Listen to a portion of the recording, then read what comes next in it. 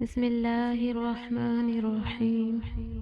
یہ باب ہے حیض کے احکام و مسائل کے بارے میں۔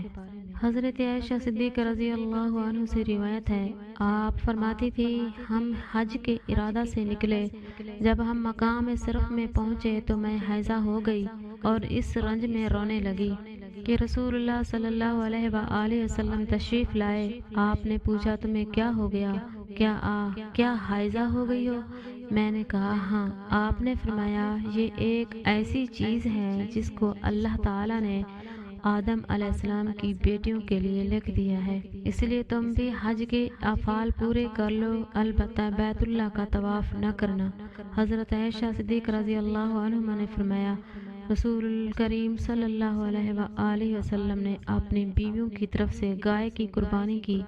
صرف ایک مقام ہے، مکہ سے 6-7 میل کے فاصلے پر ہے، وہاں پہ نبی کریم صلی اللہ علیہ وسلم نے ایک گائے ذبح کی امہات المومنین کی طرف سے۔ اور خداوند تعالیٰ کے اس فرمان کی تفسیر، اور تجھ سے پوچھتے ہیں حکم حیض کا، کہہ دے وہ گندگی ہے، سو تم عورتوں سے حیض کی حالت میں الگ رہو اور نزدیک نہ ہو ان کے جب تک پاک نہ ہو جائیں، یعنی ان کے ساتھ جماع نہ کرو، پھر جب خوب پاک ہو جائے تو جاؤ ان کے پاس جہاں سے حکم دیا تم کو اللہ نے، یعنی قبل میں جماع کر دو، یعنی کہ پیچھے کی طرف نہیں۔ بے شک اللہ پسند کرتا ہے توبہ کرنے والوں کو، اور پسند کرتا ہے پاکیزگی، صفائی و ستھرائی حاصل کرنے والوں کو۔ اور نبی کریم صلی اللہ علیہ وآلہ وسلم کا فرمان ہے، یہ ایک ایسی چیز ہے جس کو اللہ تعالیٰ نے آدم علیہ السلام کی بیٹیوں کی تقدیر میں لکھ دیا ہے۔ بعض اہل علم نے کہا ہے کہ سب سے پہلے حیض بنی اسرائیل میں آیا۔ ابو عبداللہ امام بخاری رحمۃ اللہ علیہ کہتے ہیں کہ نبی کریم صلی اللہ علیہ وسلم کی حدیث تمام عورتوں کو شامل ہے۔ یہ تھوڑی سی تفسیر تھی۔ صحیح بخاری حدیث نمبر 295۔ حضرت عائشہ صدیقہ رضی اللہ عنہ سے روایت ہے، فرماتی ہیں، میں رسول اللہ صلی اللہ علیہ وسلم کے سر مبارک کو حیض ہونے کی حالت میں بھی کنگھا کیا کرتی تھی۔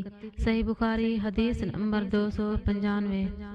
ہم سے ابراہیم بن موسیٰ نے بیان کیا، انہوں نے کہا ہم سے ہشام بن یوسف نے بیان کیا، انہوں نے کہا ابن جریج نے انہیں خبر دی، انہوں نے کہا مجھے ہشام بن عروہ نے عروہ کے واسطے سے بتایا۔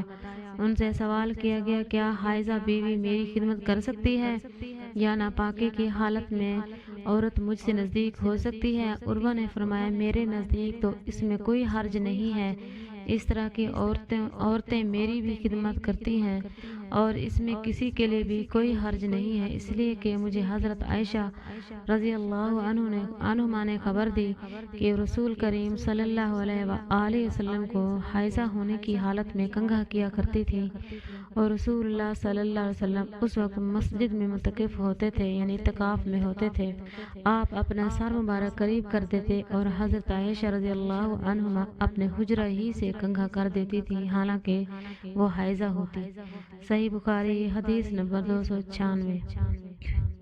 حضرت عائشہ رضی اللہ عنہما نے بیان فرمایا نبی کریم صلی اللہ علیہ وسلم میری گود میں سر رکھ کر قرآن مجید پڑھتے تھے، حالانکہ میں اس وقت حیض والی ہوتی تھی۔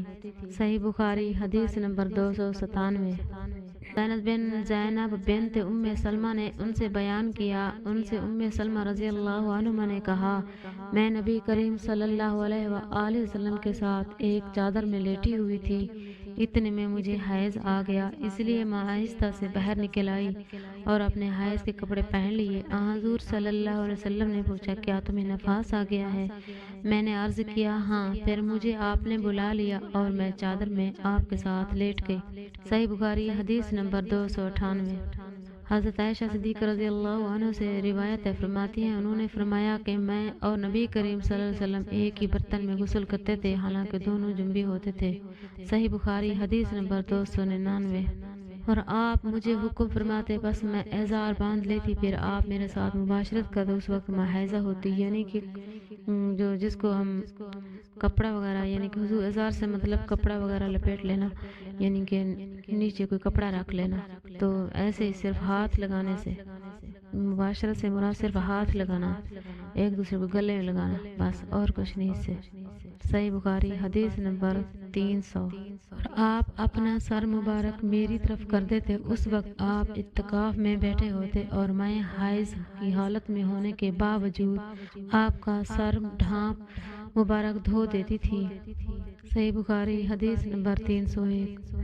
حضرت عائشہ رضی اللہ عنہ سے روایت ہے، آپ نے فرمایا ہم ازواج میں سے کوئی جب حائضہ ہوتی اس حالت میں رسول اللہ صلی اللہ علیہ وسلم اگر مباشرت کا ارادہ کرتے تو آپ ازار باندھنے کا حکم دیتے تھے باوجود حیض کی زیادتی کے، پھر بدن سے بدن ملاتے۔ آپ نے کہا تم میں ایسا کون ہے جو نبی کریم صلی اللہ علیہ وسلم کی طرح اپنی شہوت پر قابو رکھتا ہو؟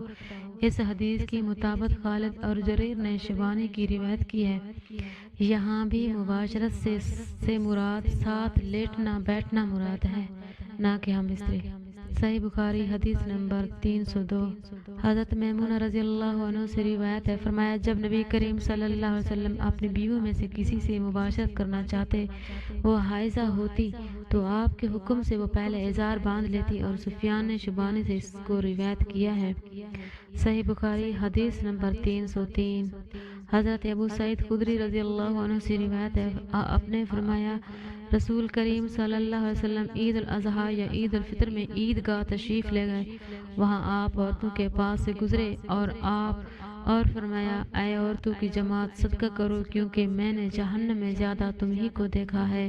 انہوں نے کہا یا رسول اللہ ایسا کیوں؟ آپ صلی اللہ علیہ وسلم نے فرمایا تم لعن طعن بہت کرتی ہو اور شوہر کی ناشکری کرتی ہو، باوجود عقل اور دین میں ناقص ہونے کے میں نے تم سے زیادہ کسی کو بھی ایک عقل مند اور تجربہ کار آدمی کو دیوانہ بنا دینے والا نہیں دیکھا۔ اور تو نے عرض کی کہ ہمارے دین اور ہماری عقل میں نقصان کیا ہے یا رسول اللہ؟ آپ صلی اللہ علیہ وسلم نے فرمایا کیا عورت ہی کی گواہی مرد کی گواہی سے نصف نہیں ہے؟ انہوں نے کہا جی ہے۔ آپ صلی اللہ علیہ وسلم نے فرمایا بس یہی اس کی عقل کا نقصان ہے۔ پھر آپ نے پوچھا کیا ایسا نہیں ہے کہ جب عورت حائضہ ہو تو نہ نماز پڑھ سکتی ہے اور نہ روزہ رکھ سکتی ہے؟ اور تو نے کہا ایسا ہی ہے۔ آپ نے فرمایا یہی اس کے دین کا نقصان ہے۔ صحیح بخاری حدیث نمبر 304۔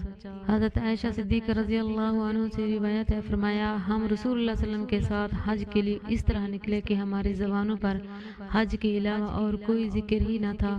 جب ہم مقام صرف پہنچے تو مجھے حیض آ گیا، اس غم سے میں رو رہی تھی کہ نبی کریم صلی اللہ علیہ وسلم تشریف لائے۔ آپ نے پوچھا کیوں رو رہی ہو؟ میں نے کہا کاش میں اس سال حج کا ارادہ ہی نہ کرتی۔ آپ نے فرمایا شاید تمہیں حیض آ گیا ہے؟ میں نے کہا جی ہاں۔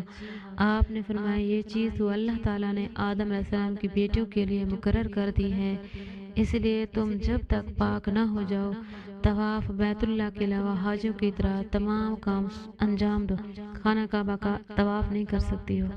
صحیح بخاری حدیث نمبر 305۔